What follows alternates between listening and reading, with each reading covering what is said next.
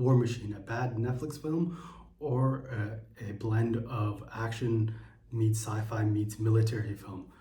You know, we've seen sort of this type of film before. So many military films have come out in the last couple of years, whether it's Lone Survivor or Top Gun.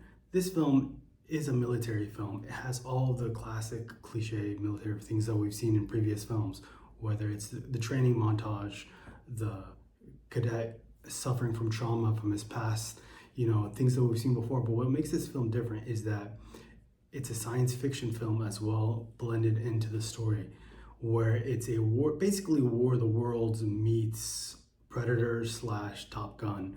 You know, this film is also very reminiscent of a film came out 20 years ago called The Guardian, where it has that similar training montage and having to kind of combine the older generation versus the younger generation and all those elements that we've seen in previous military films. But it's also a science fiction film, which doesn't happen until like the middle part of the film. It's another film where they don't want to put too much emphasis on the science fiction. Very basic. Asteroid is coming on Earth. There's aliens, and the asteroid drops rocks, and the aliens, this big machine, is the sort of alien. But we don't know if it's an alien or is it a machine or what it's communicating. We don't get a backstory at all of what sort of the central alien is in the film, which is an aspect of the movie I did not like. Right? If you're going to tell us, if this is your essential sort of bad guy in the movie, it would have been nice to know who or what this thing was and what it was trying to achieve. But all we know is that these are another aspect of this film that I really enjoyed was the setting of this film is probably the best decision that the writer and the director chose to make. The setting of this film is set in Colorado terrain, which is where a group of soldiers they're going through a training exercise, and an unexpected alien falls from the sky, and they have to fight it, basically survive and fight it throughout the entire film.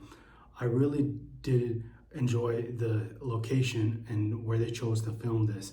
I thought it was much better than the other alien slash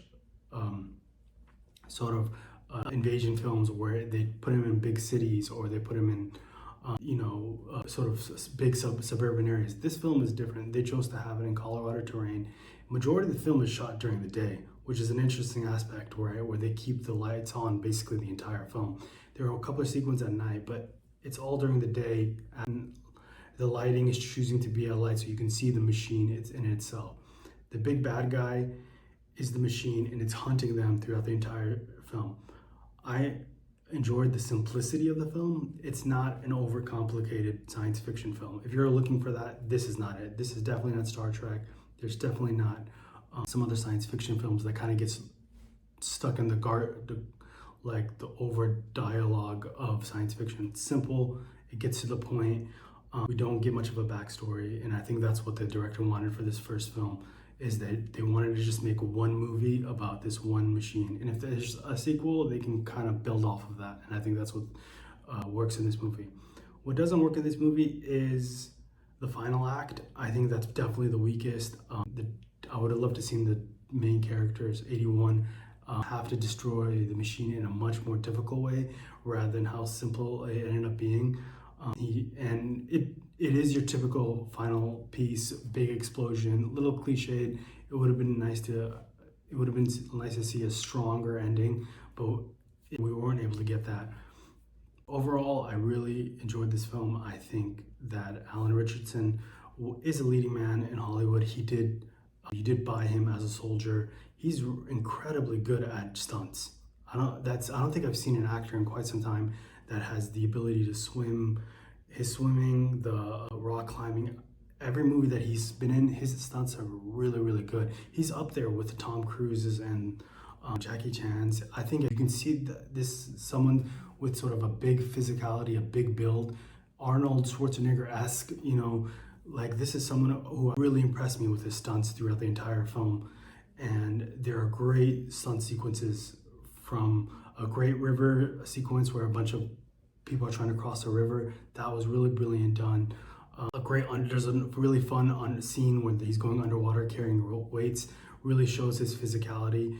that this is a physical actor who uses his body and his strength to kind of help his character be more believable. I see why he plays a lot of military guys. He's very, it's very realistic, and I thought he was great in the film. And overall, this movie works because it's has a great concept and a great and it's very contained story. And I enjoyed it. There are some issues with the film. Some people like it, some people aren't. But overall, I think this movie works. If you like this film review, please leave a like and subscribe and a comment down below. Thanks, guys.